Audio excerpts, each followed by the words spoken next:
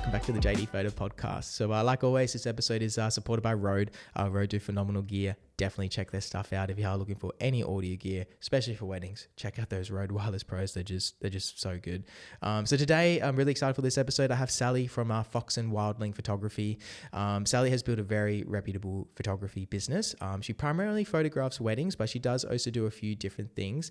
So we're going to hear about Sally's journey into photography. We're going to talk about business, how to run a business, the most important things in business, and we're going to just hear about her mindset and how she's achieved so much in such a short period of time. So let's chuck the cameras on Sally, and then Sally, I'll get you to introduce yourself. Up around the 5-year mark now, and I just didn't want to go back to my full-time job as I'd been on maternity leave for 4 years. So the crunch was coming, and my husband said, well, why don't you try and get into photography and see how that can work for you.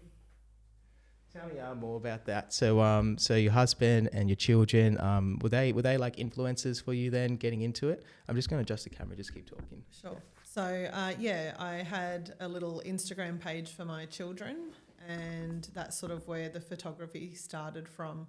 It was primarily used using an iPhone and doing little jobs for sometimes paid, and sometimes I'd get a discount for doing the photos of the children wearing certain clothes, playing with certain toys, or going to certain restaurants or places. And as long as I did a little reel or some pictures of them at that place, then that's sort of where my journey into photography started.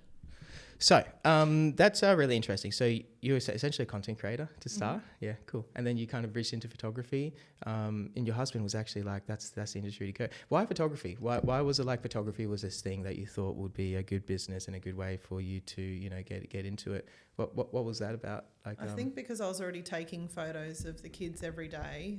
At the time I had a newborn. A little bit closer. I had a newborn and a toddler. That's kind of where it stemmed from. I guess I've always loved taking photos.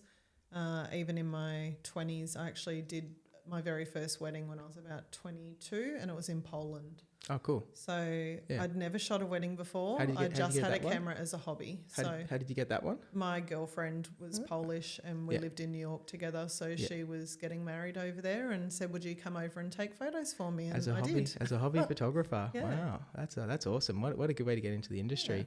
Yeah. Friends can be a really great pathway into coming into photography. I think for me personally, like what I try and do with my industry is I'm always trying to think, how can I build relationships with people and then sell to those people, right? And friends and family, you kind of already have that relationship, right? So it's very easy to sell to them. So you've obviously had a good experience there, kind of getting into the industry and selling to people that you know. Is that safe to say? Yeah, absolutely. My first booking and my first paying client was a friend. So, and I guess when you're starting out, some people you can go one of two ways. You'll get people that might not feel comfortable having a friend, or, having a monetary thing in exchange for something with a friend. And I completely understand it. So either way, it doesn't bother me if it does come across from a friend or a family at the moment. A lot of people say that, right? Don't work with family and friends. Mm-hmm. But yeah, you got into it starting out in Poland then, and what were you shooting before that? So you're a hobby photographer. What were you interested in? Oh, whatever. Yeah. I'll just always Landscapes, take photos. But primarily kids. With the kids, it was with my iPhone. So I had to, when I decided I didn't want to go back to my full-time job, my husband said, let's go buy a camera. Yeah. So I already had a Nikon. Yeah. It was a very entry-level type thing that had a lens attached to it already. Yeah. And he's like, I've been reading up on things. I think you should go to Canon. So we sold that and put the money towards good on him. A new Canon, and I have not looked back. Canon's good, eh? Yeah, I love it. Yeah. Just the ergonomics, simple to use as well. Mm-hmm. Colors are good, straight out of camera. Yeah, I love Canon. They're brilliant cameras.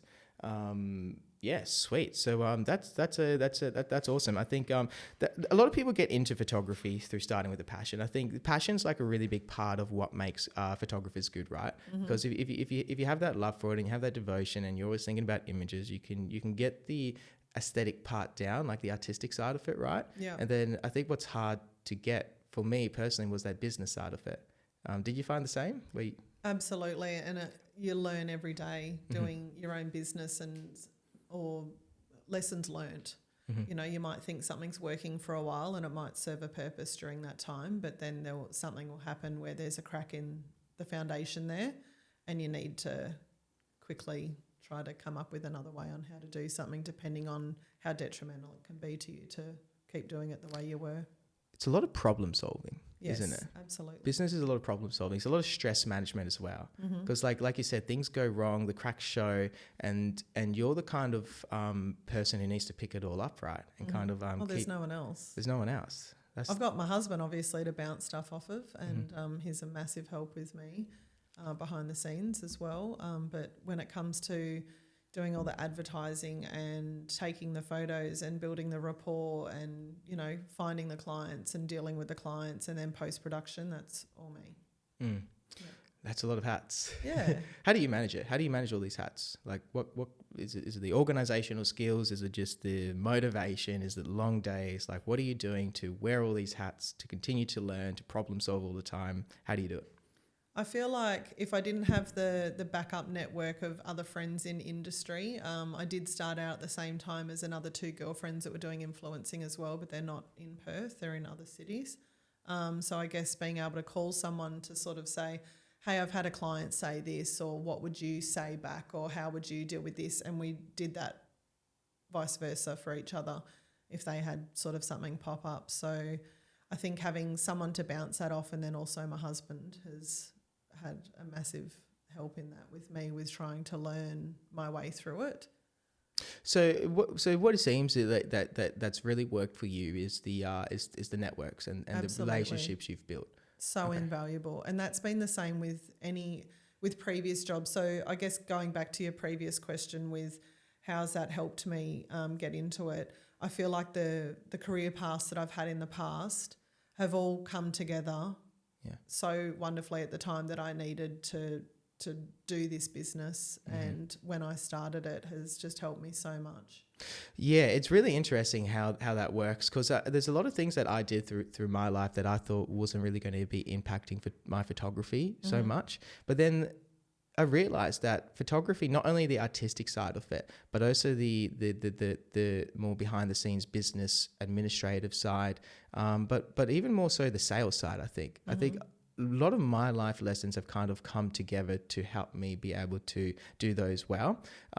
So for example, like studying social work and practicing as a counselor gave me a lot of skills with communication. So I'm able to communicate with people very well. I'm able to sit down and have a conversation. And I think that is really what's big in being a successful photographer, is you need to have those skills. You need to be able to articulate things well, and you also need to be able to sell things to people. But you also need to know what that means. And I think what you've obviously worked out is selling to people is really having relationships with people, because people buy from other people, right? And you have a relationship with someone, they're much more likely to purchase from you because they trust you. And I've also got a background, like my previous jobs have stemmed from anywhere from customer service to I was a flight attendant. I've also done a lot in finance, where I was in a sales role in finance, and then government, stuff like that. So I feel like all those How many jobs did you have? I've had a lot of jobs. Yeah, okay. Yeah. But I've got a lot of, I'm nearly twice your age. So, you know, I've been around a while, and there's things that you just learn that you don't want to do once you get past a certain age, especially when kids come into the equation. You've just got 0 fucks to give some days, and you'll learn who you're willing to give certain things to. Sorry if I've just sworn on. Swear all you want. We got an audience. So we have the Art of Us saying that a supportive spouse is a great help, isn't it? It absolutely is. That's Hannah. Hannah was on the podcast a few months ago, I think. Thanks so much for the input, Hannah, and thanks for jumping in and watching. Do you know Hannah? No, I don't. She's lovely. She's great. Very, very good. Yeah, she's actually from Ireland, so she has a bit of a European kind of twist and style to her work. Nice.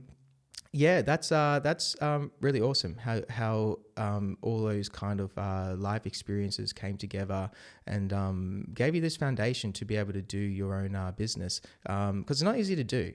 I know we were having a bit of a chat before.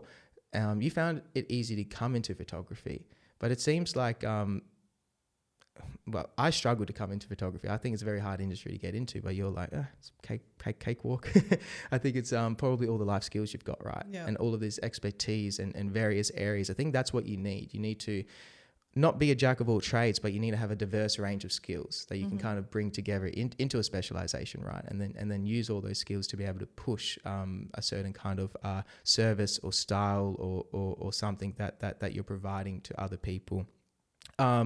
So running a business then, like what do you feel like, maybe I'll ask, out of all the things you've gone through and learned, what's the most important and most valuable thing that you have from all of your life experience to be able to do what you do?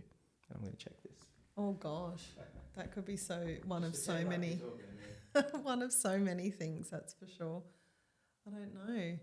I guess you definitely have to be able to work with people. I'm not just shooting products, even though when I started with my iPhone, it could have been mainly products, doing little flat lays and stack lays, things like that with the kids. It's very different when you bring in a family and a monetary value to that, because they're trusting you with a time or a day like a wedding where you need to be able to perform and think quick and put aside all the noise that is a day, because you're talking with other vendors, you're talking with family members. There could be a situation that's very vulnerable for them if someone's passed or something's happened or someone hasn't shown up. You've got to be able to flick your switch. And I feel like I don't know how I do it day in, day out, but I manage to just block it out and try to make that day just about that. So you're very client-centered. Absolutely. Okay. I love people and I've always worked. That's why I guess where customer service came into it. Yep. My very first job was McDonald's. I worked there for 2 years and I love working with people. Maybe not so much the food industry, but people. That's really interesting to think about, actually. So it's that service that you're providing to people then that's really important, and people value and people like. Yeah. Okay. And I don't feel like even though this is my business and I'm the name behind the name of Fox and Wildling, I'm the person that people will speak to, will have show up at their wedding. Even when I've worked for big companies like, I was customer service for Caltex for 7 years. I've worked for Emirates, lived in other countries and worked for GE in finance. Like I've worked for massive big name companies, and to me that was the name. So even though I'm working now for my name, I've never given it any less being it for myself as I did working for any of these worldwide known companies. It's just, I feel great being a part of something that this name has taken off for me, which is great. But working for these other companies and the big names, I just feel like that's the family, and then I've built this little family. So, and I'm proud of that for me and my family now.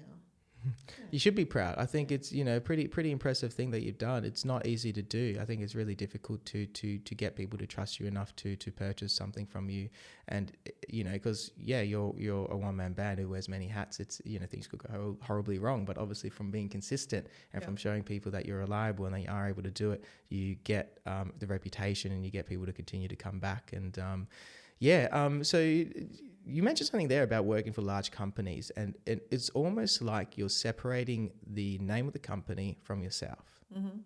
You just expand on that a little bit for me. I know a lot of people might use their names, like your photography business is your name. Yeah, I regret so it. Even though you regret it, you can always change it. But even though my name's not Fox and Wildling Photography, that's my business name, my name is behind the scenes, and everything that happens with that business still falls back on me. So the same with the job, even though the company might have been Caltex, the level of service was no better than it was the next person working. But I wanted everyone to have that experience and remember that name, because I've always been proud of where I work. And now that I work for myself, it's even more rewarding. Yeah, of course it is. Yeah. That's a very professional way to approach work and life in general, I think, is except doing exactly that. So this is the company, but I represent that company, right? That's kind of what I try and do. I think with me, I use my name, but my name because of all the marketing I've put into it, like tens of thousands of dollars, it's just become a brand name as well, truthfully. And it's a little bit unfortunate, I have to say, because early on when I first started, I was like, it won't matter, I'll just use my name, I don't want to think of a name. And then as I spent, maybe $500 a year when I was starting out to now, my marketing budget's something around the 10 to 20K a year. It's you don't want to go back on your name, because that's 4 years of $10 to $20,000. There's maybe a monetary value attached to the name, and what you've built. And starting over, I think, is probably a little bit silly for me to do. So for any photographers out there, maybe actually have a double think about that. How big do you want to grow, right? And if you do want to grow pretty big, don't use your name, because then a lot of things are attached to you. So the other question I have there, Sally, is so have you heard of the term touch points? No. So like a touch point is like a brand touch point. We use it in design. When I studied design, it's about like every time someone interacts with your business, they're interacting with a touch point. So a touch point can be a business card, it can be your website, it can be you, it can be how you communicate. So it's like consistency, right? Is obviously what does really well there. So when you're working for a company, when you're working for yourself, and you're the provider, and you're that touch point as the person, how important do you think that is? Being like a consistent person, so extremely important. And I feel like, because I have other people work under me as a second shooter, I need to be careful who I select to be the other part of the face of my business, because no one's ever going to give it 150% like I do. I need to make sure that they're at least going to bring 60 to 70% on any given wedding day, and the attitude and the transparency that I feel like I portray with my own business. I want other people to feel that with my team as well. Yeah, I really agree with that. I think it's a few things you said there. So firstly, yes, no one's ever going to put as much effort in as you, I think. So I think it's really important that you're the face of it, right? Especially if you run a service business. I think that's really important. And I think, truthfully, where things can go wrong, particularly in weddings, for companies, is they try and expand too much, right? And they try and bring in shooters too much, and then they can't quality control. I think that's the wrong approach, and actually hinders company growth, because you lose the consistency, right? And now all of a sudden, you might not know who's rocking up to your wedding, and that's an inconsistent service.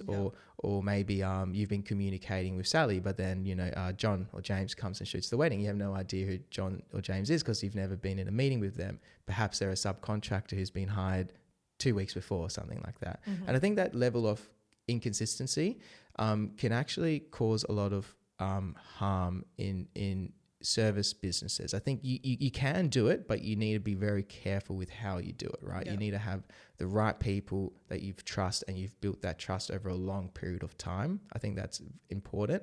If you are going to expand into that model of having like an agency that has a lot of people shooting for you. What are your thoughts there?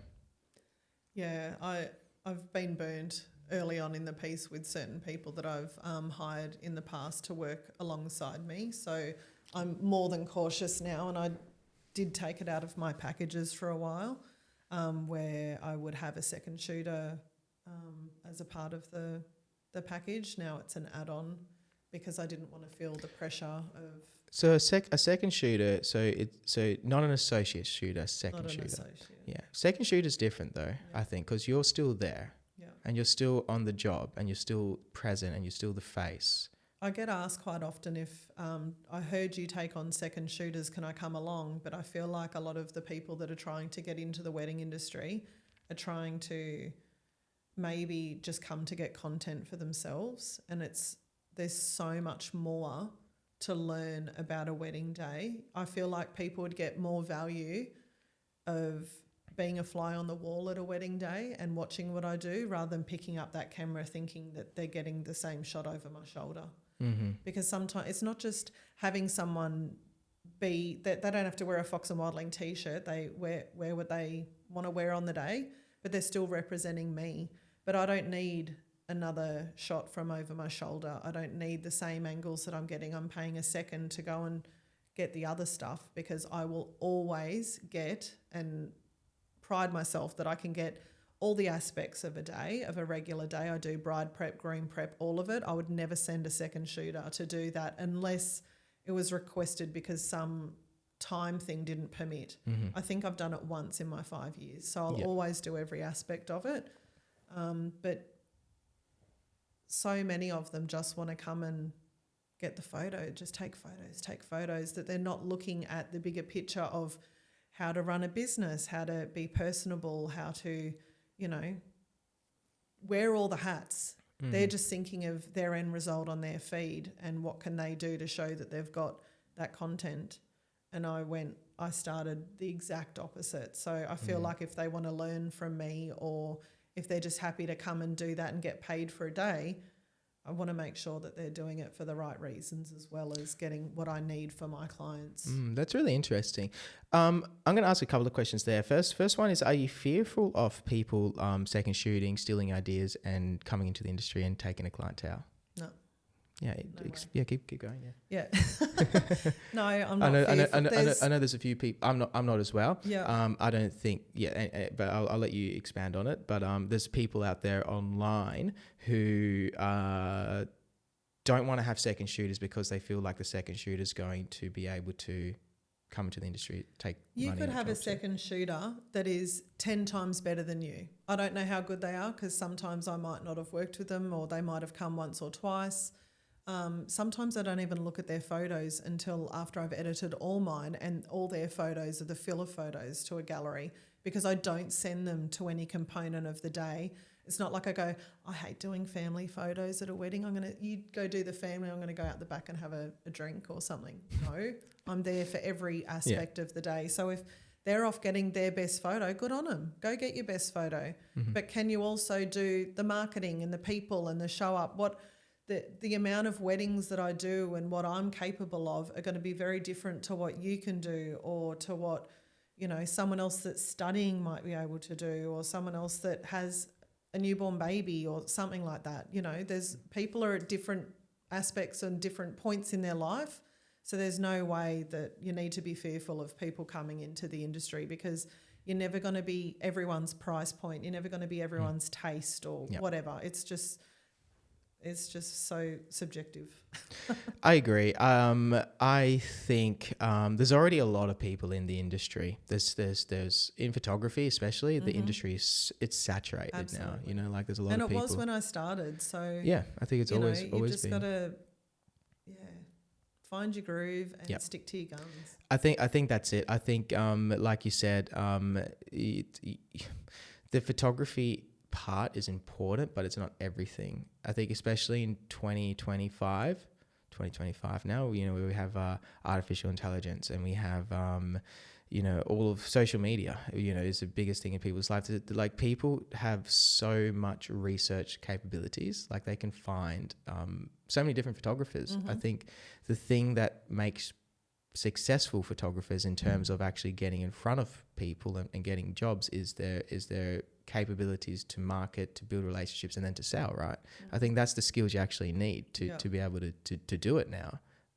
And the people that you attract are going to be the people whose values are the same as yours. You know, I like to feel that people get a feeling after working with me, and I try to portray that feeling, you know, throughout the day, and being able to you know, come to the level that they're feeling, or their level of stress, to do the opposite, to try and detour them from that. And what's up, Photos? Thanks for jumping in, man. Good to see you. Let us know if you have any questions for Sally. We're just about to dive into running a business and how she manages her client relationships. She's a very good businesswoman. So we're about to dive into a bit of that. Sorry, keep going. You lost it. Okay. Lost my train of sorry. thought. Yeah, try and chat with the audience a little bit as well. Absolutely. Love you guys. We usually get really good questions from them.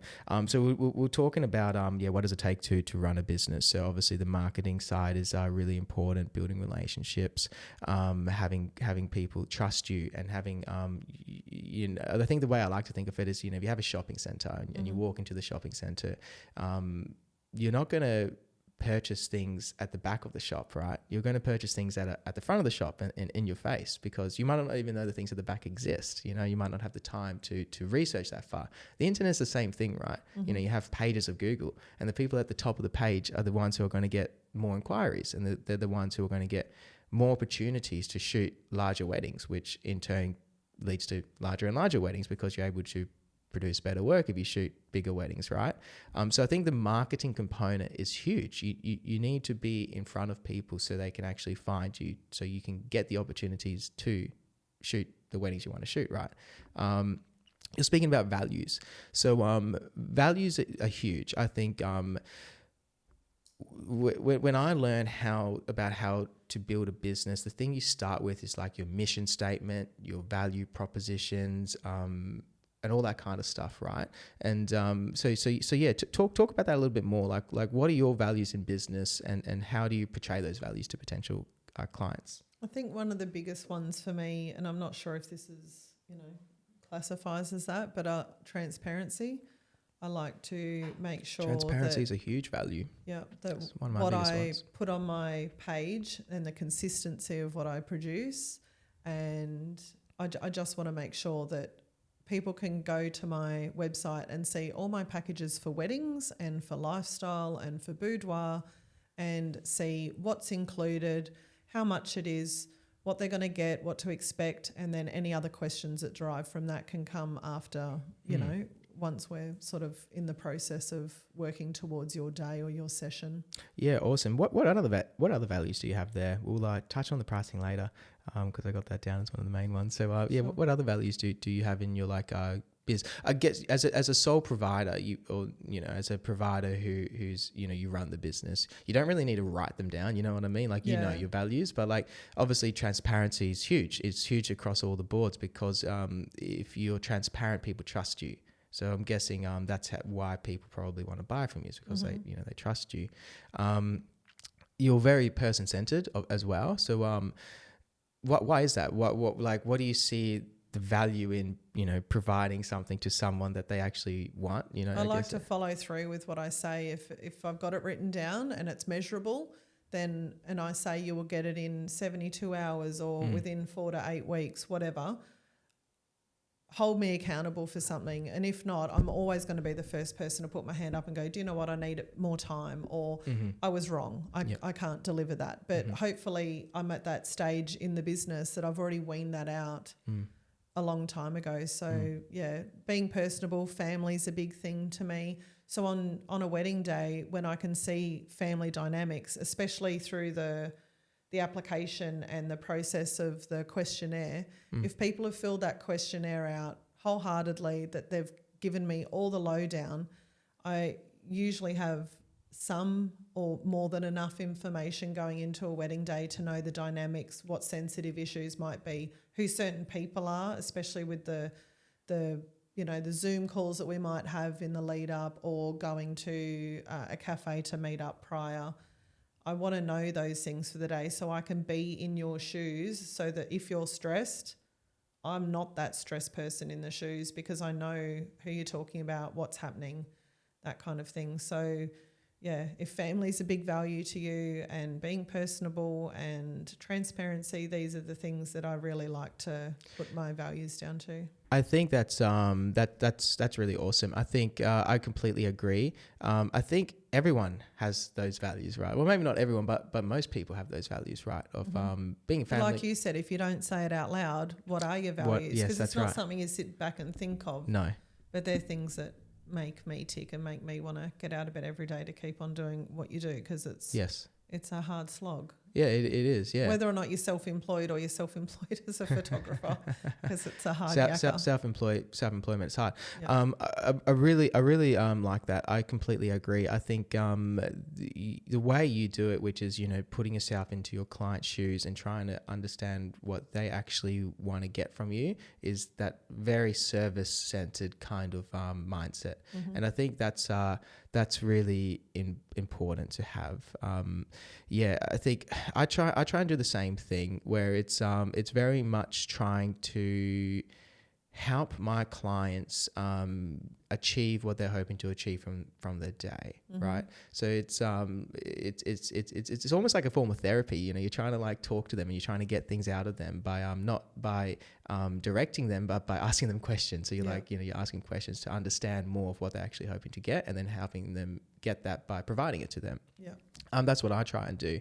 And it's sometimes people come to me, you know, they might inquire if we're focusing on weddings particularly. It might be they get in touch and I have a phone call, and usually very early on I can tell straight away if I'm going to work with this person or not, because of how they're interacting with me. And you kind of want to be a little bit selective with the clients you take on, because that gives there's a few reasons why, I think. And the first, it would be well, how would you say it? Will be like exclusivity, right? Because if you take on too many people, you're no longer exclusive, right? And then you kind of lose pricing power, I guess is a way to put it. You can't price yourself higher because you're just trying to appeal to everyone, and that can kind of cause a lot of problems in itself. And then I think the other reason why it's so important is I've completely lost my train of thought. Yeah, I think maybe we'll just go down that one a little bit more. No, my brain's not working today. That's okay. Audience, what did I even just say? Rely on the audience. Let's move on. What else? What do you think is the most important things to run a business, like from the kind of like ground up? So, oh good Lord! Obviously, you need your gear. You need your gear, especially for this, but to run it. Yeah, so obviously, you know, bringing in second shooters and stuff like that, and not being afraid that they're going to take your jobs because, or not going to take your job because there's so much more to running a business. So if the photography is like a very small component, then there's the pricing, which we'll get into more later, and then there's obviously other parts. What other parts are there to this wheel that's moving? It's like a cog, and you know, and what have you put together? I think even though as a photographer, you're not just a photographer. Before photography, I'm a mum, I'm a wife. As you're a fiance, you know. Yes. So there's other things that happen before you even step into any world of photography, and then you've got, you know, your gear, the programs you're using, that kind of stuff. Is that what you mean? More the mindset. What do you? Mindset. Yeah. So because I don't think the technicalities are too big. You need to be a good photographer, right? Mm-hmm. But then you need to understand like how you're going to be at the storefronts, right? I think that's the biggest one for me. I think. So I feel like I said earlier, I've had jobs in the past that have all led me to where I am today. So going into photography, had I have done it maybe in my 20s, or I got into it in my late 30s, but had I have done that in those times, I wouldn't have been married at that time to know what it's like to be stressed on a wedding day or to go through the processes of a day. Yeah. Same with giving birth. I wouldn't have felt as comfortable coming into doing family lifestyle, newborns and maternity sessions if I hadn't given birth. Yeah. You're not comparing an apple with an apple. Sure. Because you can't talk about C-sections and, you know, natural birth and that kind of stuff, the drugs, the postpartum, or the stress of a wedding day and that kind of stuff. If you haven't been married, you can go to anyone's wedding and see they're feeling stress. You don't know what that's like until you've been in those shoes. I think... Although, mate, you're not married yet, so that's coming from a completely different argumentative side, but I feel like that has absolutely helped me in my mindset going into the business and where I've led it to today for me. I'm going to take a whim and I'm going to say that your biggest value in photography is being able to provide the service. You think that the service is the most important, maybe? I guess so. So being able to have a relationship with your client and being able to provide them what they're looking for. Yeah. Yeah? Yeah. Do you think that's the kind of one thing that makes your business work? Maybe. I feel like I offer a start to finish kind of thing. You're not just a number, which I feel so often with other interactions I've had with various broad companies. not from a working perspective, but as someone as a consumer as well. Like, Yep. yeah, you don't always get that kind of sense of feeling, and you do more often get it from a small business. You certainly do. So I feel like if other people resonate with that, then if you're choosing from that perspective because of that, that's going to work for you because you're investing in that. Yep. You clearly do that very well, I think. Yeah, really, really well. I'm on the same page as you. I think the service you provide completely outweighs any other thing you can get. There's a lot of things that contribute to that service, and that's what you need to focus on if you want to come into photography. But I think people focus on the wrong things. They might focus too much on the producing the images. They might focus too much on the gear. They might focus too much on the technicalities. I think it's important, but there's all these other things that you need to kind of work on to make sure that you're able to provide a good service. And I think once you're able to provide the good service, which mostly, as Sally has explained, comes through having authentic relationships with people, right? It's about building relationships, building trust, and understanding your client. I think that's when you're able to really provide something that they're going to value, and they're going to see that the price tag isn't going to matter as much. They're not going to be price hunting, at the lower range. Like that, you provide something that other people can't provide. Yeah. Absolutely. You're always welcome to go wherever you want. You're going to see someone that you might like this component of it better, or that component, or it comes with something so shiny that you have to have. And that's okay. Go with whoever you want to go with. Go with whoever you want. Yeah. I completely agree. You see so often on some of the wedding pages like, I don't want to pay an arm and a leg, or, I went with this person because this was our budget and now they've ghosted me. Yeah. You kind of do get what you pay for, but at the same time, I don't feel like over the years with technology getting better, my editing might be better, or my gear's better, that kind of stuff. So I'm able to produce something a lot nicer than maybe when I first started, but my work ethics always remain the same. So you don't know people's work ethics if they're not putting it out there and they're not as transparent in their advertising. How do you put it out there? Me? Yes. I just try to remain consistent. Consistency. And then what are you doing practically? Are you putting it on social media? Are you putting it on... I always put it on Instagram first. I never let Instagram copy over to Facebook. I'll copy my post and then post it separately on Facebook because I want the tags and everything to coincide with the Facebook tag, not have an @ for Instagram on there. Okay. So I always try to do that. I don't run any ads through Meta or anything like that. Yeah, right. Wow. I choose Google.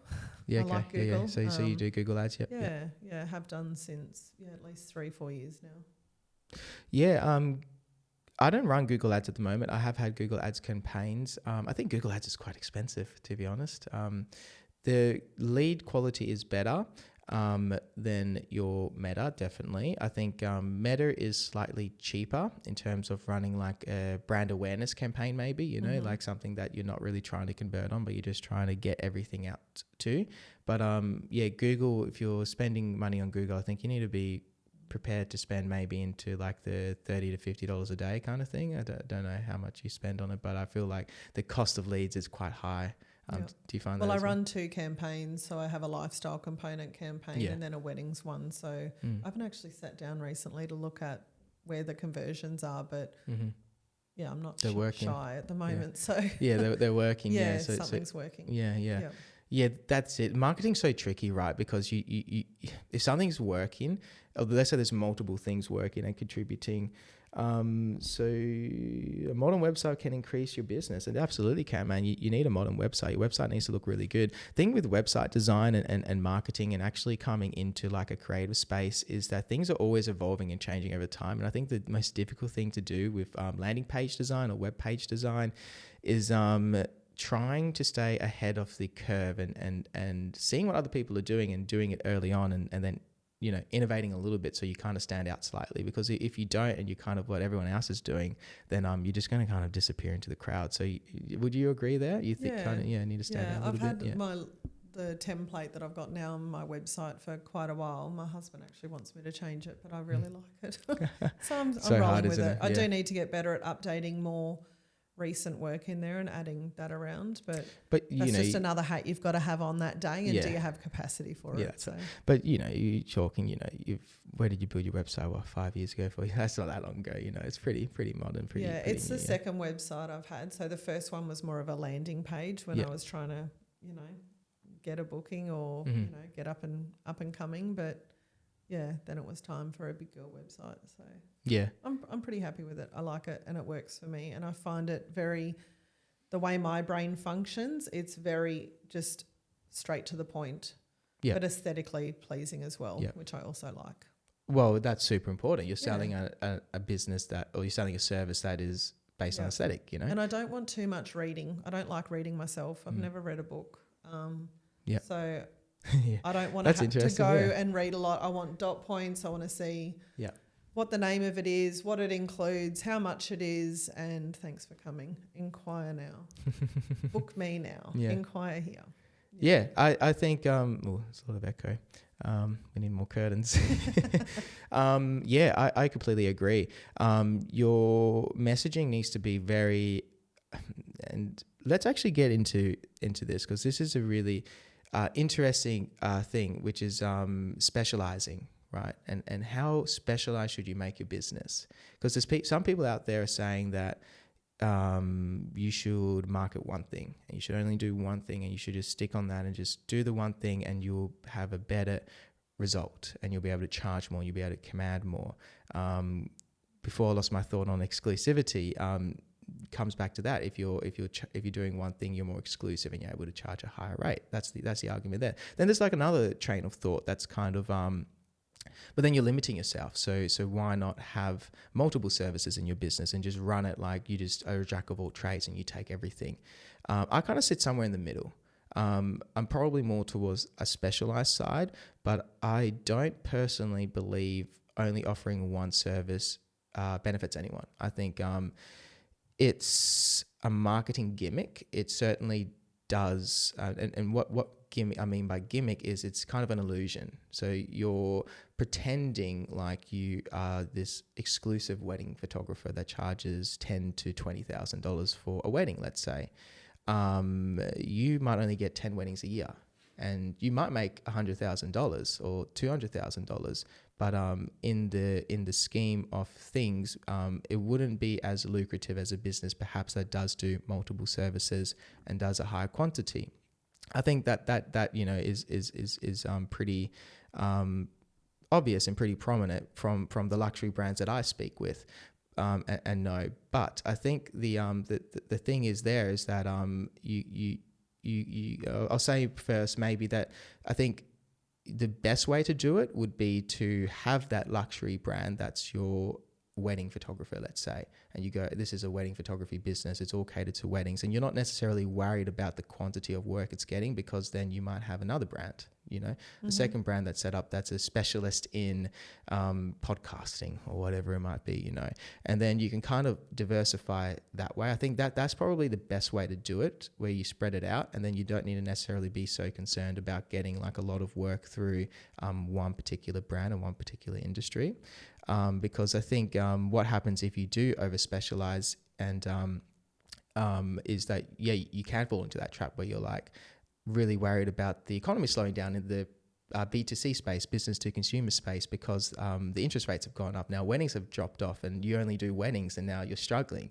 You see where I'm kind of going with that? And I started doing, in my head, I wanted to do lifestyle where I could still be a mum and of an afternoon go and do a family session, or during the day, if the kids were in daycare or whatever, I could have done a newborn session. But then I got a wedding booking and then it all changed. Mm-hmm. So I like being able to say, I do a bit of this and a bit of that. I don't think I'm the best at any of the genres by any stretch of the imagination, but I love what I do and I hope that people like what I do too and continue to book me.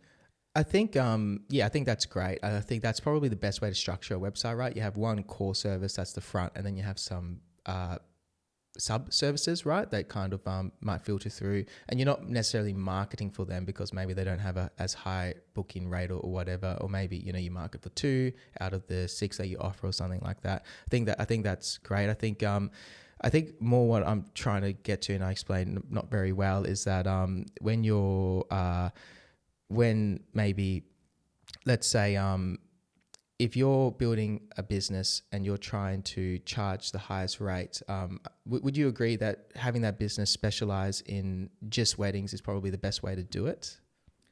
Well, I can't say yes to that because I didn't start like that. Yeah. But I did start probably less than half of what I charge at the moment. Mm. But the more you do it and the more you do whatever genre it is, obviously your prices are going to go up. Mm. And do you think that photographers should shoot one thing mainly and only one thing? no. Okay. Yeah. No. Okay, I love doing Sorry. the various things. I like, I like having a different office every day. Yeah. So whether or not be that a wedding venue or someone's house to do a newborn, or, a styled shoot, higher location to do a beautiful boudoir, something like that. I love the difference every day can be. Yeah. So different for me. And Yeah. I think that works well with my brain. That Mm-hmm. So you've done it to suit more your personality. I think so. Yeah. Okay. Yeah. Yeah. Great. I like doing all of them, but if I was to choose, weddings are definitely my favourite. Yeah. And because I get a bigger bunch of workmates on the day. I get all the vendors. So if your bride is asking, I need someone to do flowers or this or that, because usually they've already got a venue, and 9 times out of 10 they've already got a celebrant. So once you can sort of see the venue and who else, here's a bunch of vendors that I would recommend for that kind of vibe. And then most days, excuse me, I'm working with my favourite people, which is amazing. But then if I go to a family, it's just me. If I go to do a lifestyle session, it's just myself. That's really interesting. I think, I never thought about it that way, actually, where it's like I know a lot of people do say that, though, that I have had on the podcast, where it's, they say things like, it needs to suit your personality. I'm someone who likes the variety of different kind of services and offering different things and keeping my day-to-day different, so I'm not becoming stale. I think that's great. I think I'm the same. I like to diversify and do a few different things. I'm not really one person who kind of like, I do like to get really, really good at something, but I kind of want to get good at that one thing, maybe but expand a little bit. I think is kind of what I like to do. So for example, like a wedding, I like to do photo and video. So I do both. Do you hybrid, or you've got other people? I would never hybrid. I don't think hybrid's the right thing to do. I don't know how they do it. My brain would not have the capacity for that. I don't think you can do it to a high degree, truthfully. There's no way you can. And the reason being is you can't take a photo and a video at the same time. And weddings are entirely based on moments, and you need to capture the moment. Mm-hmm. Yeah, you could have a camera on a tripod, but you're not getting the necessary angle that might be aesthetic to how you're envisioning it. To me, if you're doing both, or if you've got a photographer who isn't a company that does both, if they at least know who the videographer might be, and if you've worked with them and your editing styles are similar, or your like your colours and that kind of stuff, it's going to tell your story so much more cohesively if you've got someone that works well together, or if you're a company that offers both. But not everyone is, and that's okay too. That's why I structured my business that way. So I'm very service orientated like you. I think providing a good service is paramount and overarches everything else. I think, you might be an amazing photographer, but no one's going to want to work with you if you're not providing a good service. We're not doctors. We're not, we don't have people referred to us. We actually need to bring people into our funnel and sell to them quite hard. So we need to provide the service first. People just don't walk through our door easily, I find at least. So it's absolutely that consistency style. I think for me, it was more about being able to coordinate things seamlessly, because, so like, for example, I did a wedding, so to a few months ago, I'll say, I did a wedding, and this was my first wedding in a long time when there was a photography team and a video team. There was 5 people on site because there was 2 different That's teams. It's a lot of people, where if it was us, we would do it with 3 people. Or, you know, we could do it maybe with 4 people, so a whole person less, which is still quite a lot, let's say. So I think you can provide a more cohesive, seamless experience that kind of gives the client a better quality product or better quality service, because you are offering both. People probably argue against me, saying you're never going to become the best at both. And that's where I kind of disagree with people. I think you absolutely can become very, very proficient at both photography and videography, and do both to probably just as high level as someone who only does one. Reason being is because I think you will get capped at only doing wedding photography, let's say, especially in this day and age. I think the market's too saturated, and I don't think you're going to get past like 20, 30 weddings a year. You might do, but not those big 10 to 12 hour weddings, which are the weddings I'm going for. That's what I want to book. Like anything less, I usually don't book with weddings, unless it's 3 to 4 months in advance nowadays. So I think I think you absolutely can, and we have access to so much knowledge and information. I don't really understand why people are so quick to I guess it's almost like discourage themselves from their potential, so they're saying like, oh, I can't possibly be good at maternity and weddings. I can only be good at one. And I'm like, I don't really understand why people have that mindset. So the lifestyle component of it is what lit me up inside to want to do it in the first place. And then weddings is something I fell into that I love. Yeah. So I hope that portrays to people when they see the end result or the quality of the work, that it's not just, the weddings are really nice, but the other stuff's a bit, I'd like to think that it's across board, because I do love doing it. People wouldn't hire you. People wouldn't hire you if it wasn't. But yeah, I think that's my opinion. And it's just this is just something that I've heard online, just across like the online social media stratosphere, whatever you might call it, is that there's this big argument going on, and I think that's my input, at least. So I don't really understand why people put that pressure on themselves, I guess. Like shoot a few different things, it's fine, grow and learn and do things over time. And even if you do it, like one of my girlfriends over east, she does it, all of it, like I do, and then went off and just did weddings, and then stopped doing weddings and is back to lifestyle, but is now back in doing all of it again. You're going to go through phases in your life, whereas if your family life's really busy, you might have capacity to do however many weddings a year, and that's it.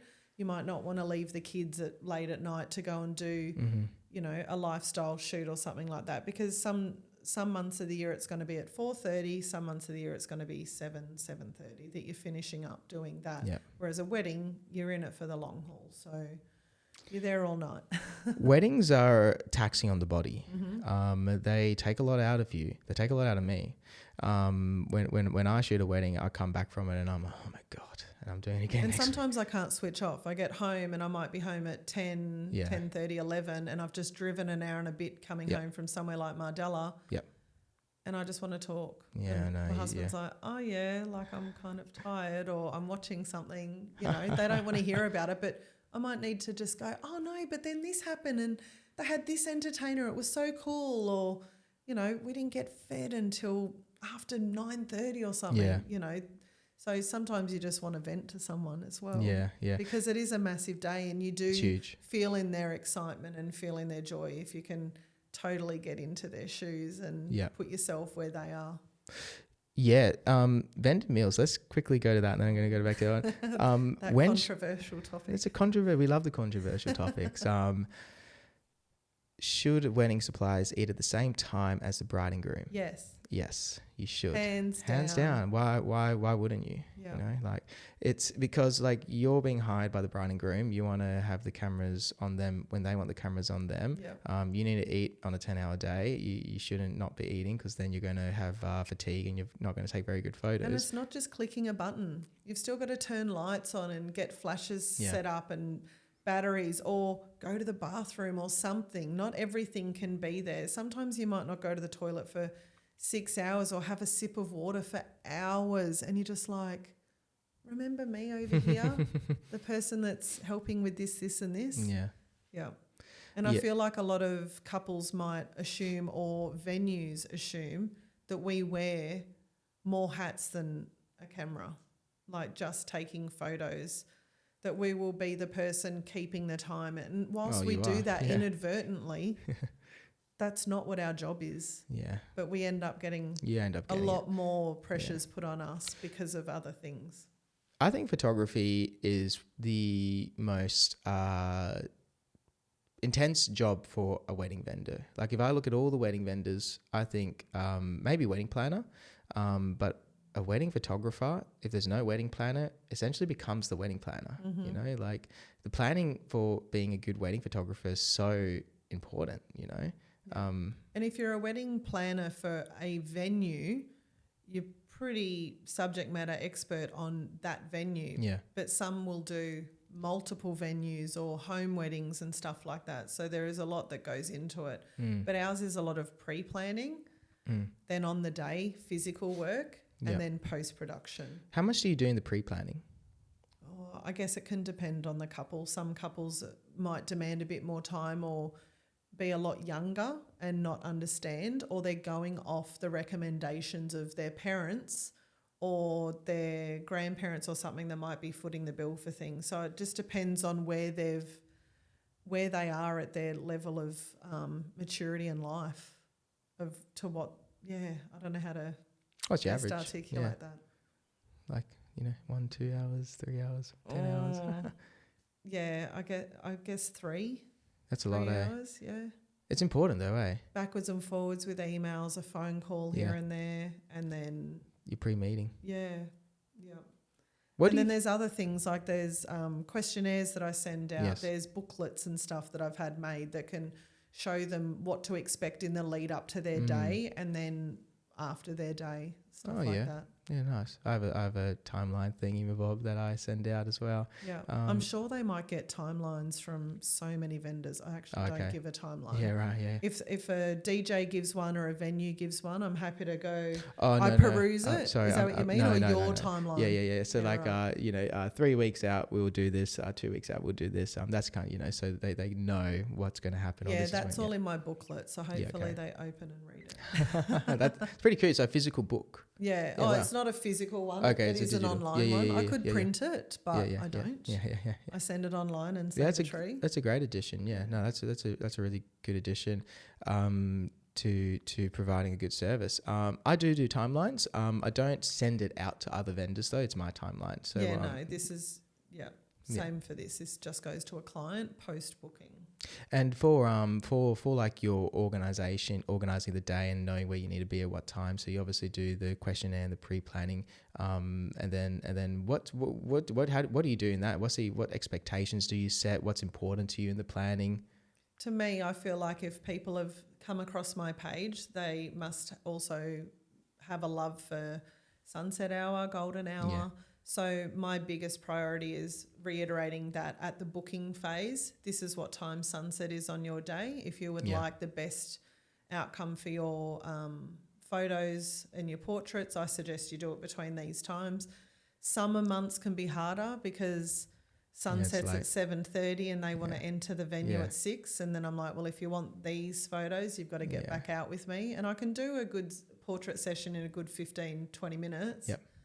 But I really try to reiterate that. And I've also got on my website a sunset golden hour planner. So if you put in the day of the year that you're getting married, it will generate all the different times when, to me, I think I should start, when you should get married, like what time your aisle time should be, what time your portraits is, what time sunset is, and what time I need to wrap That's really up. cool. Yeah. I need to check that out. That's awesome. Sunset time's huge, and couples don't understand like how important the lighting is, And venues don't either.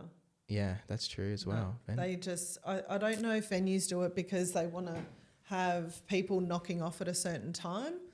But they're there till 11 or midnight anyway. At Mm. least let the couples have their Yeah. 15 minutes, because Yeah. that they're the ones that people are printing. They're the ones that you just That's go, right. oh, Yeah. that was the Yeah. day. That was the best. The planning is important.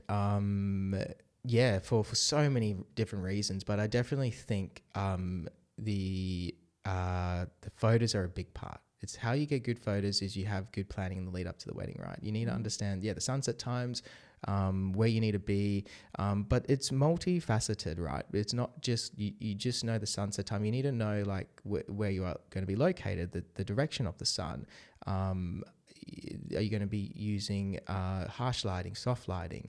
What type of lighting are you going to use? Like there's so many different parts to it, you know? And you could need to carry gear out or not, depending on the time of year. So I don't know. Every day is completely different. But if you know your venues, and the more you shoot at certain venues, you'll get to know it. I know where the sun's going to be at a certain time of the year, so I can already picture how their photos are going to turn out and where we might be at certain times of the day. That's right. And then like I tend to find that when we're on the beach, it might be like I want to be there as close to sunset or even after sunset, you know, so we can get that really soft pastel kind of lighting. Because if you're there 30 minutes before sunset at the beach, your sun's like dead full on, right? You know, it's really bright, really strong, right in your face. And it's a different type of image. It's a different look. Both of them look nice, but I think, it's that managing the expectations, right? In the lead up and it's saying, you know, this is the photos we're going to get at this time and these are the photos we're going to get at this time. What do you prefer? And, you know, you can leave it on the client really. Yeah. And then, as long as they're not coming to you really close to the day and they haven't already sent their invites and stuff out. Sometimes you might have, we're going to get married on the beach. We're thinking lunchtime. And you're like, you are killing me right now. You're gonna have you full don't want to sun. get married the sun's going to be right here, you know. So just managing those expectations. What do you reckon impacts, what makes those photos look so much worse? What do you think it is with the lighting? Panda eyes. What's that? Like where the sun's over your head and then you've got the dark patches under your eyes from the shadows of the sun. Yeah, okay. Well, that's, it's always softer the closer it gets. And I think we're spoiled here in Perth with the coastline. Yeah. Getting those beautiful sunsets. Yeah, it is. Like, I think, do you think it's the light actually gets softer as it comes closer to the horizon, or do you think it's more the direction of it? Maybe what I'm trying to ask. So, you know, when it's here, it's like hitting your face and it's casting more even, where it's up the top, it's casting. I don't know.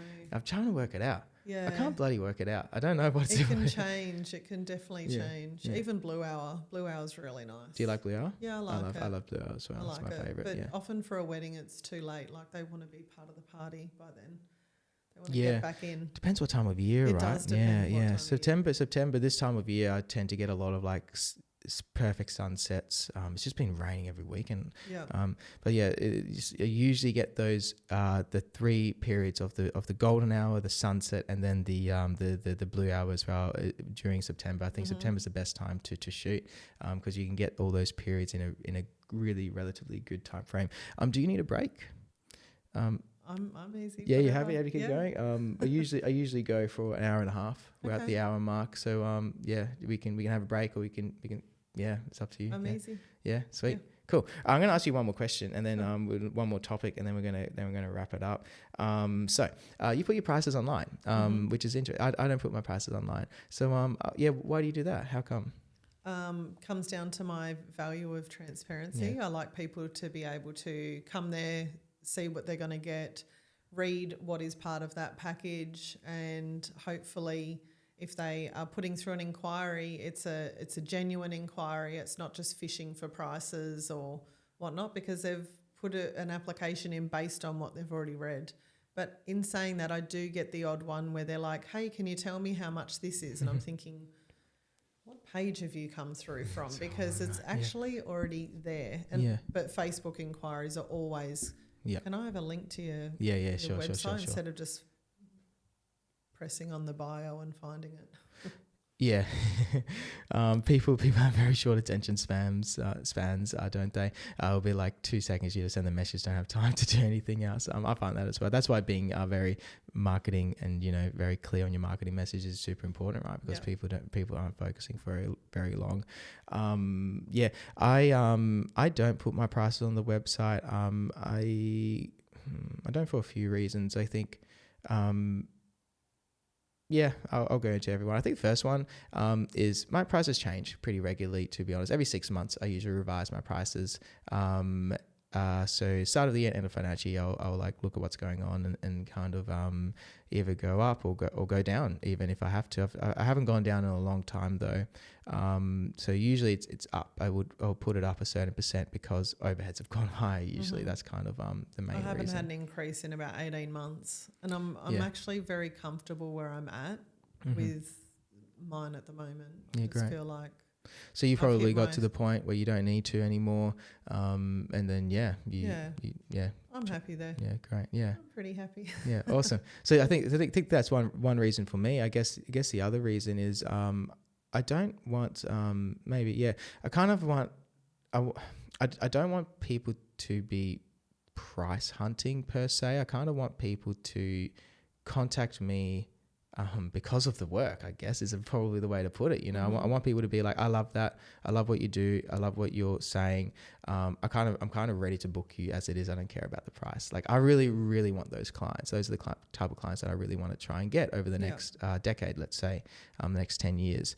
And I think that's one way I've tried to, because I used to have my prices on my website for my other services, but then I stopped because I wanted to attract, I guess, that clientele of your images come through. I think that's what I was thinking at the time.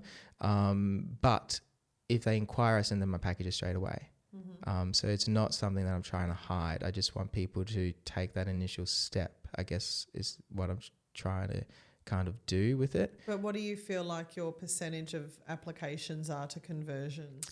That's where I've brought the phone call into it. So now if they inquire, it's 3 automated emails, an email template saying, I'm really excited you've got in touch. I'm going to give you a call. And then I call them. I call all of them and I try and show them the level of service they're going to get from the start, right? So on that first phone call, I try and be as accommodating as I possibly can, and I just try and really show them the value and why perhaps I'm more expensive than a cheaper photographer, let's say. And I think that's worked pretty well.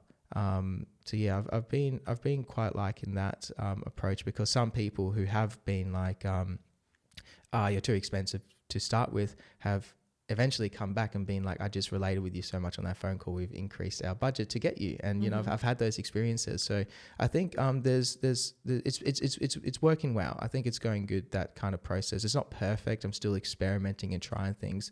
There's so many different things to try, and every industry is different and every business is different. So I wouldn't say to people you should do what I'm doing. I don't think it's going to work for everyone. I think it's what's working for me at the moment.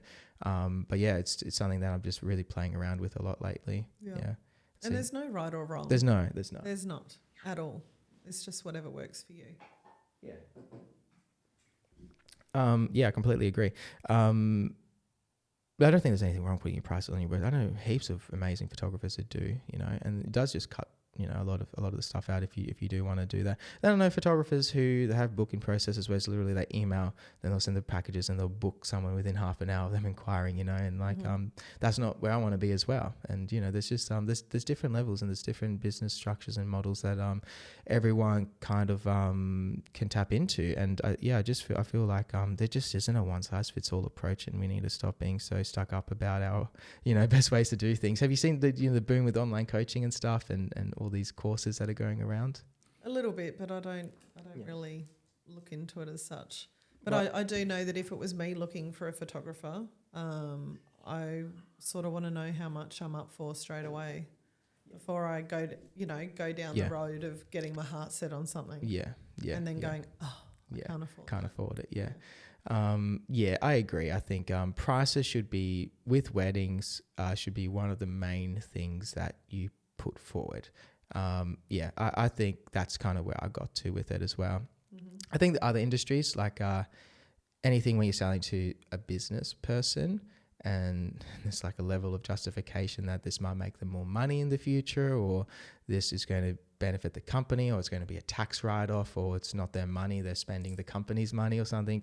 You can. I sometimes wondered if the people that aren't putting their prices up on their website, if they're waiting to see what the inquiry is, to see where it is, if it's somewhere they want to shoot, if it sounds more, luxurious to them or a bit more like their ideal client. Are they going to charge more if they see a certain surname and Google that person? They certainly will. Yeah, so that's sort of doesn't sit with my business ethics if that's why they're doing that. I think some do.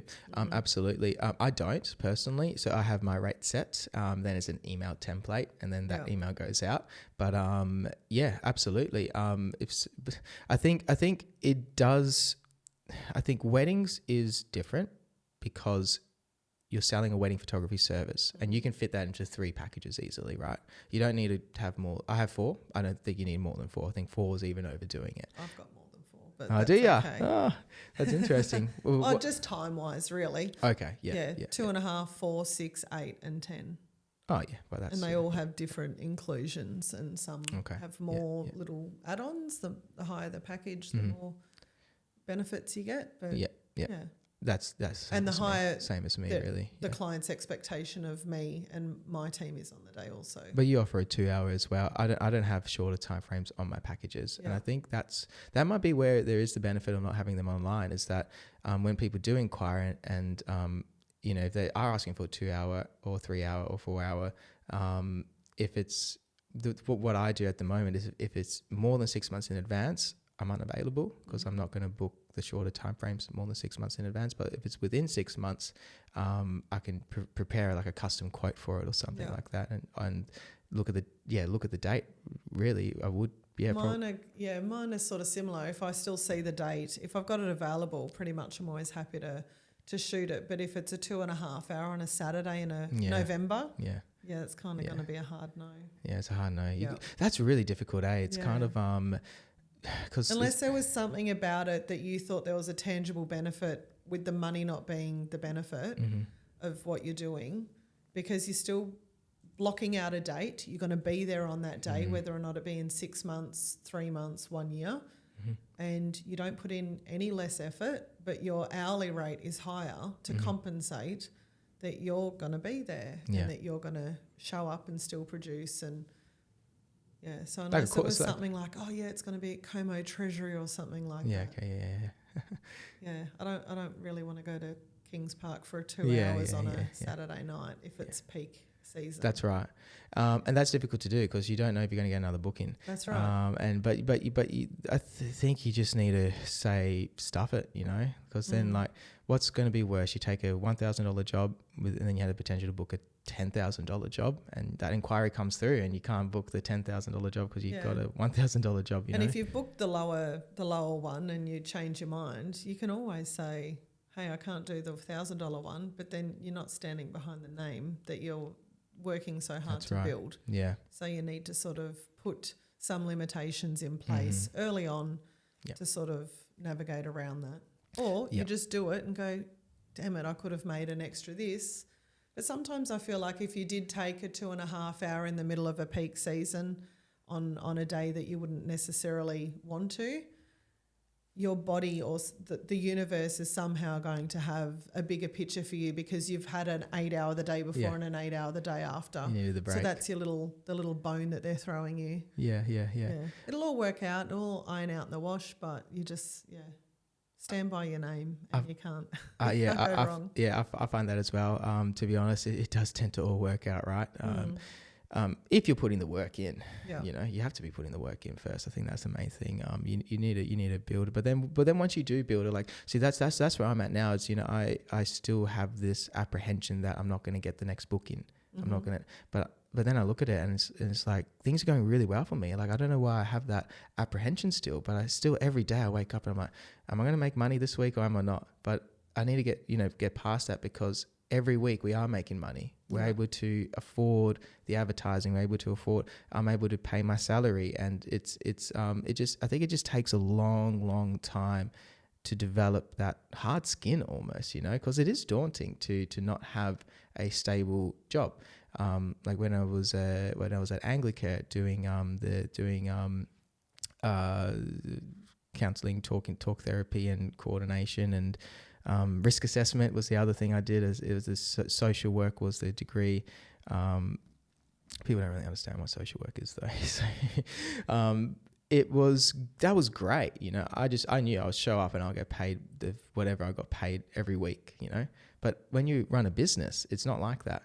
You're responsible for your own income, and you're responsible to get back to the inquiry so you can actually make the dollar. And I think that's really, really, do you struggle with that at all? More so when I had my studio lapsed, or had end of lease was in February this year. So last winter, it was hard. I stopped drawing a wage during winter so that I could pay someone else's mortgage off. And then this year, I haven't noticed it again this year. But the other 2 years were tough. They were hard. And studio space is tough if you're going to be commercial, especially commercial when space. Absolutely. Yeah. I don't regret it. Yeah. It was the best thing ever, and such a learning curve. Can see why it's stressful. Yeah. Yeah, for sure. Be pumping it. Yeah. No, mortgages, repayments, commercial leases are terrifying. Really, really scary. I think it's great you got past that, as well, and you've obviously much more comfortable now with it all. Yeah, I had my biggest month since I've ever started was March this year. Yeah, amazing. Well done. Yeah, insane. Yeah. So the studio was actually causing hindrance, or was it sort of like it? Yeah, I've never gone backwards, but it's just when you get used to a certain amount coming in each month based on your advertising structure or something like that, then some months you're not getting that because you're not doing as much work. So you might book lots of weddings during winter, but you're only getting 25% or whatever your percentage is for your deposit. You're not getting paid for another year or 18 months whenever that wedding is. Yeah. So, and you're not doing, especially in Perth, you're not doing as many lifestyle because it's raining every day. Yeah, it's hard to So unless you've got a newborn or you're doing an indoor maternity or something, you're typically not doing as much as you do on the months where the sun's shining for 9 months straight. How do you find that seasonality with wedding photography? Oh, you just do it. With a wedding, you just get on and do it. My last 2 weddings have been absolute rain. Yeah, it's been horrible. Yeah. I mean more so the income, because that's what I struggle with, especially with weddings. And it's why I never actually started to pursue weddings to begin with, was because I was like, I'm just not going to get the work. Like, you do get the work, but I was looking at it, and for me, it's like I want to have a very consistent income. And with weddings, like you said, you only get your 25% in your off season, and no one's thinking about weddings in winter anyway, because no one else is getting married. So they're not going to weddings. I probably had about 3 or 4 bookings this winter for that, but the other stuff keeps me afloat because I do all year round. That's right. Yes. Yeah. I think that's the thing, and that's why I really like to have my feet in like a few different puddles, right? And I think that's so important. And I personally see a lot of benefit to being in like a wedding space and then a corporate space. So my website has 2 things that it pushes. Weddings is the main thing, but then corporate events is the second thing. And those are the 2 things that I try and push. So you can bounce off, because the industries, like the corporate space will do well when it's doing well, the wedding space will do well when it's doing well, and they'll fluctuate. Like things will go up, things will go down. There's a whole monetary policy thing that's going on at the moment, right? With post-COVID world, where the interest rates are going up, they're going down, everything's getting, so things are really turbulent at the moment. Absolutely. Right? Yeah. So I've noticed as well, my business has remained strong because I have shot a few different things, and I do a few different things, and I get the work year round. I feel like it keeps your creativity going. So whilst you're doing something else, you might have an idea for the other thing that you can imply over the both two separate. So true. Yeah. Or you might meet someone doing that leads to a wedding inquiry or something like So that. true as well. Yeah. I completely agree. I think video was huge for me. So I did video in high school, and then went to photography at uni, and then went into photography professionally, and then went back to video when I could afford the gear. So I kind of did this this big kind of like journey into back into video, and learning video to like a really high professional standard. Just transformed my photography. What I got really well known for was the CTO gels on flashes, and that was something that I learned from video entirely, and it made me go viral in photography because no one was doing it. And it's like, it just crushes the argument that I actually don't know what you just said. Okay, but so I'm going to make you show me now. You can check out my initial early on videos. My educational ones when I was first starting out. The one that people really were like, whoa, was you know how your flash comes with a little orange gel? That's a CTO gel. And in video, white balance is a lot more important because you don't have the raw profile that you can stretch and change the white balance on. So you need to be very accurate with your white balance. So you learn a lot about the technicalities behind what white balance is. How do you use different temperatures of light to create color contrast or to match them. And then coming into photography, one thing that I realized was I was going to these wedding venues that had really orange lighting, and my flash is white. Why don't we match the two? And then you have orange flash with orange lighting, and you can get a symmetrical look where the background isn't oversaturated anymore. You can pull down the saturation because you can shoot at your 3000 Kelvin on your camera, which it will make the background look as it is in real life. But the problem you would have with a flash is your flash will make your subjects blue. So what if you don't use Kelvin on your camera? You got to start using Kelvin. I don't use it. You don't need to unless you use a CTO gel. That's the thing. Yeah, it's so this is what like all learning video. It was like I never used it as well until I started doing video, and then it just transformed my photography. Huge transformation, and to the point where people were like that video got like I think 500,000 views, and it's just like, so wow, people, that's massive. Huge, and people like hadn't heard of it, and I was like, I just can't believe no one has heard of it. It's really, really interesting. I personally am of the opinion that people should just have fun, play, learn stuff, do different things, and it's probably going to make you better at the thing that you're selling. And you shouldn't be scared to not explore and do things and meet people and have fun. And that's why I came into photography. That's like the core of it. I'll show you some photos on the way out. Like the shit I used to do coming into the industry, it was like it's just crazy passion projects, and I was just devoting my soul into it. Like you're just living and breathing photography, to the purest form I could. And that made me good at it. That made me be able to start to monetize it. And I think people lose sight of that a little bit as well. Like come back to why you got into it, and have fun, and just enjoy it. And that's what it's all about. I think so. I think that's a good note to end on. We've had really good audience retention through this episode, so glad you guys have enjoyed it.